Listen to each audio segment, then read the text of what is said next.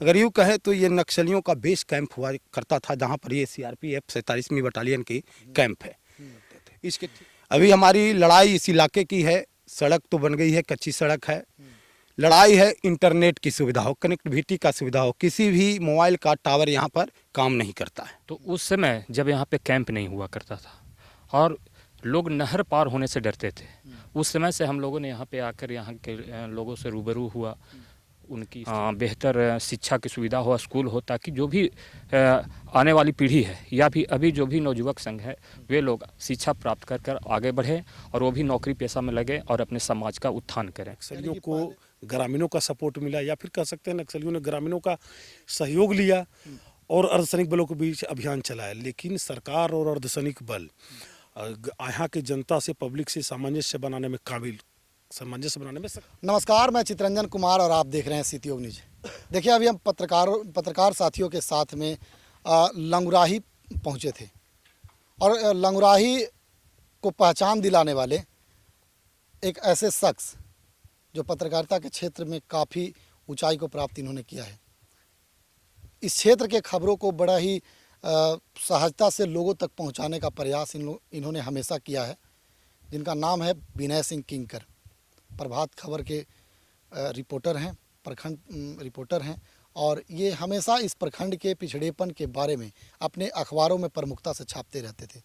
आज उसका नतीजा है कि इस क्षेत्र में 3 ऐसे कैंप स्थापित हो गए हैं, जिससे कि यहाँ के लोगों को अब आसानी से लोग यहाँ आते जाते हैं और किसी तरह की कोई परेशानी नहीं होती है। सर, आपने पत्रकारिता जब शुरुआत किया था तो इस क्षेत्र में काफ़ी पिछड़ेपन थी, लोग इस इलाके में आने से कतराते थे। उस समय आपने पत्रकारिता किया है, ये सब संभव कैसे हो पाता था सर? सबसे बड़ी चीज़ है कि इस इलाके के लोग जो है वो सच्चे दिल के लोग हैं। वो आतिथ्य स्वीकार करते हैं और उनकी समस्याओं को जब हम रखते थे तो बड़ा खुश होते थे। आज मड़वा दा आप देखे होंगे, मड़वा दा को मैं प्रमुखता से इसलिए रखा अपने अखबार में कि ताकि यहाँ लोग आए और यहाँ के लोगों को जीविकोपार्जन का एक प्लेटफॉर्म मुहैया हो। यह इलाका जो है लंगुराही का इलाका, कभी इसको जो पूर्व एसपी थे उस समय कांतेश कुमार मिश्रा इसको टाइगर हिल की उपाधि दिए थे और कहा था ठीक इसके सामने ही झंडा तोलन करते हुए कि आज टाइगर हिल पर हम लोगों ने कब्जा जमा लिया है। अगर यूँ कहें तो ये नक्सलियों का बेस कैंप हुआ करता था, जहाँ पर ये सीआरपीएफ 47वीं बटालियन की कैंप है। इसके ठीक आगे पचरुखिया है, जहाँ से ट्रेनिंग सेंटर थी, जहाँ से ट्रेनिंग दिया जाता था। उसके बाद यहाँ पर हम अपने सहयोगी संजू के साथ हमेशा आते थे और इस चीज़ को प्रमुखता से रखते थे। अभी हमारी लड़ाई इस इलाके की है। सड़क तो बन गई है, कच्ची सड़क है। लड़ाई है इंटरनेट की सुविधा हो, कनेक्टिविटी का सुविधा हो। किसी भी मोबाइल का टावर यहाँ पर काम नहीं करता है। दूसरी बात आपको मैं बता दूं कि यहाँ के लोग बहुत मेहनती है। अगर कृषि के क्षेत्र में अगर देखा जाए तो यहाँ पर लोग आलू, मक्का और सूरजमुखी का खेती करते हैं, और लेकिन इनके पास सिंचाई का सुविधा नहीं है। इधर जल छाजन विभाग से डैम का निर्माण कराया गया था, लेकिन इस बरसात में वो डैम टूट गया है। लोग को फिर पानी अभी नहीं है और कुआं और चापाकल के सहारे यहाँ पर लोग खेती करते हैं। कितना जमीन जो सतह ये है, इससे कितना फीट नीचे पानी है? अभी तो एक यहाँ पर स्थानीय आदमी थे, तूफानी सिभोक्ता, उन्होंने कहा कि 239 फीट यहाँ पर बोर कराया गया, लेकिन पानी नहीं कबड़ा है। तो तकरीबन 300 के रेंज में यहाँ पर पानी है। बिहार का दक्षिणी इलाका कहा जाता है और इसे लाल इलाके से भी लोग जानते हैं। नक्सलवाद काफ़ी चरम सीमा पर जब था तो इस इलाके में नक्सलियों का जो बोलबाला था वह काफ़ी था। अब जब कैंप स्थापित हो गए हैं तो वह अब स्थिति कैसी है? पहले से यहाँ के लोगों को बेहतर स्थिति हुई है। ये पचरुखिया यहाँ से 5 किलोमीटर गांव है, जहाँ पर आज भी नक्सलियों के भय से उस गांव से सभी ग्रामीण पलायन कर गए। आज एक भी घर पचरुखिया में नहीं है। लंगुराही में जब नक्सल चरम सीमा पर था तो बुजुर्ग लोग रहते थे और यहाँ पर मवेशी उवेशी का पालन कर अपना जीविकोपार्जन करते थे। लेकिन जैसे ही कैंप स्थापित हुआ तो तरी से लोग उठकर यहाँ पर आए हैं और खेती उती कर रहे हैं, बकरी पालन कर रहे हैं, गाय पालन कर रहे हैं।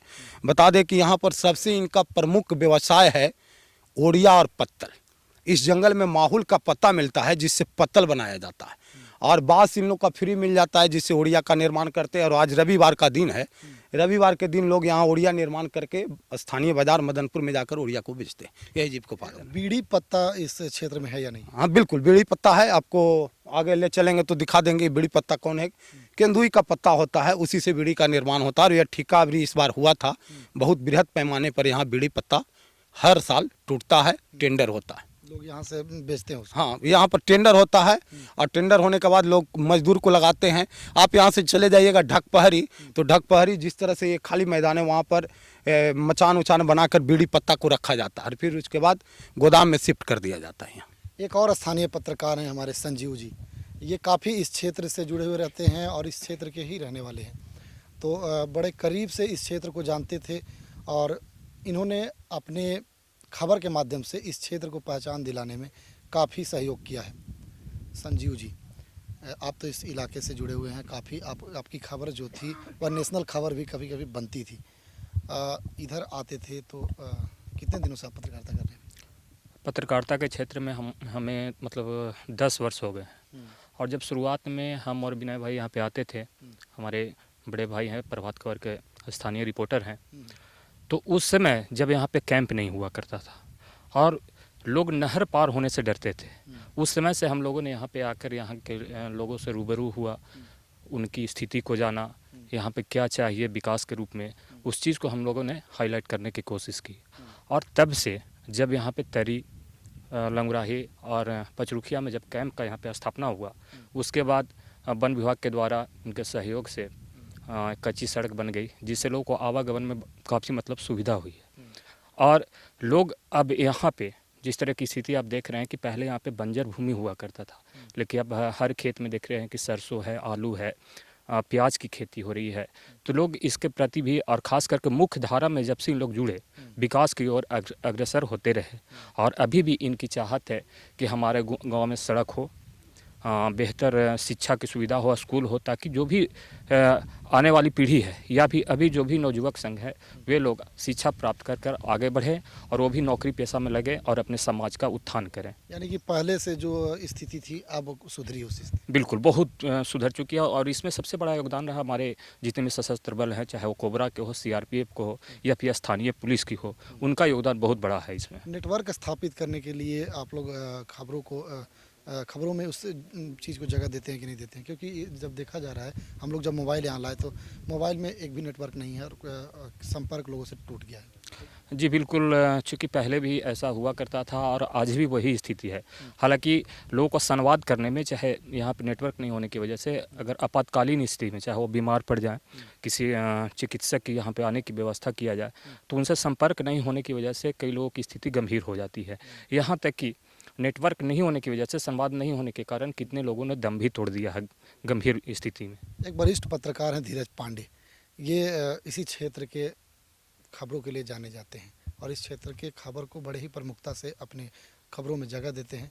मगध एक्सप्रेस और के संपादक हैं और इंडिया टीवी के पत्रकार हैं। सर, आप तो काफ़ी इस क्षेत्र से जुड़े हुए रहते हैं, इस क्षेत्र को आपने बीते कई वर्षों से देखा है, पहले की अपेक्षा अब की स्थिति कैसी है?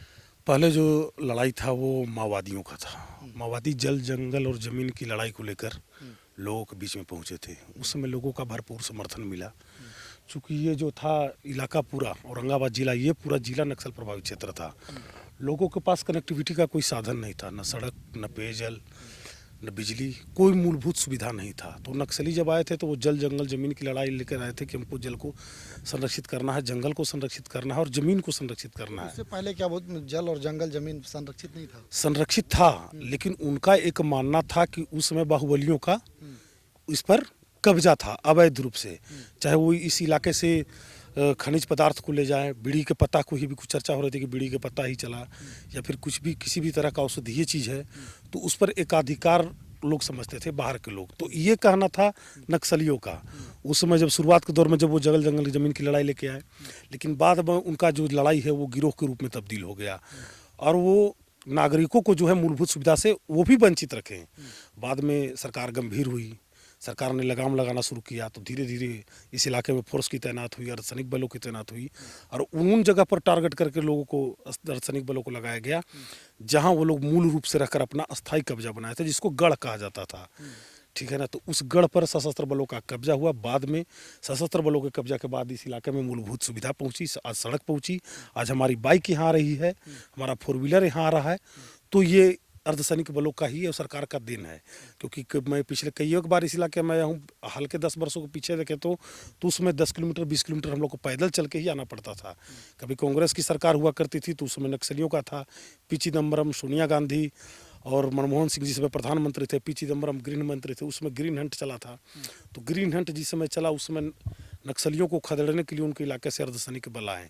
उसमें नक्सलियों को ग्रामीणों का सपोर्ट मिला, या फिर कह सकते हैं नक्सलियों ने ग्रामीणों का सहयोग लिया और अर्धसैनिक बलों के बीच अभियान चलाया। लेकिन सरकार और अर्धसैनिक बल यहाँ की जनता से, पब्लिक से सामंजस्य बनाने में सक्षम हुए और दोनों का बात संवाद जो चला और दोनों एक पक्ष हुए। और आज स्थिति है कि नक्सल इस इलाके से पूरी तरह से उजड़ चुके हैं और आज नागरिकों को मूलभूत सुविधाएं मिल रही है, जो कल के स्वरूप में अगर आज देखें तो बहुत अच्छा है। और आने वाले दिनों में जो मुख्य रूप से टावर वगैरह हैं, छोटी छोटी कुछ सुविधाएं और पहुंचना बाकी है। आने वाले दिनों में सरकार और जिला प्रशासन अगर गंभीर रहा तो आने वाले दिनों में भी यहाँ मूलभूत सुविधाएं पहुंचेगी और लोग उसका लाभ ले सकेंगे। क्योंकि अगर आप बात करें तो सबसे बड़ा चीज़ है शिक्षा। आज इस इलाके में, जंगल के इलाके में शिक्षा से लोग वंचित हैं। आज इस गाँव में हम लोगों ने कम्बल वितरण किया है। अगर उसी गाँव के पास बात करें तो आज कोई भी वहाँ महिला या पुरुष आपको मैट्रिक पास नहीं मिलेगा। स्थिति कोई नहीं पढ़ा लिखा है। आज के नवयुवक जो हैं वो 5वां 7वां 8वां धीरे धीरे प्रयास कर रहे हैं, समझना है। लेकिन उसके लिए सरकार को भी प्रयास करना चाहिए, क्योंकि इस इलाके में जो खाली पड़ी ज़मीन है, यहाँ कल कारखाना होना चाहिए, कुछ उस तरह का विद्यालय होना चाहिए कृषि से संबंधित या फिर कुछ टेक्नोलॉजी से संबंधित, ताकि लोगों को जानकारी मिले। यहाँ के लोग जो बच्चे हैं उनको भी जानकारी मिले, लोग भी तकनीक से जुड़े। जब तक लोग तकनीक से, आज दुनिया चांद पर जा रहा है, लोग एआई तकनीक से जुड़ रहे हैं। अब आज इस गांव के लोग 2G और 3G के नेटवर्क के लिए महरूम है। तो इसके लिए सरकार को और प्रशासन को भी गंभीरता से सोचना होगा, तभी इस इलाके के पूर्ण रूप से विकास संभव है। देखिए, हम पत्रकार साथियों से, यहाँ के जो स्थानीय पत्रकार थे उनसे हम रूबरू हुए और यहाँ की स्थिति के बारे में जानने का प्रयास किया। कल क्या स्थिति थी और आज क्या स्थिति है, उस पर हमने गंभीर रूप से चर्चा किया, विस्तृत रूप से चर्चा किया और इन लोगों ने विस्तार से बताया भी। देखते रहें सिटी ऑफ न्यूज।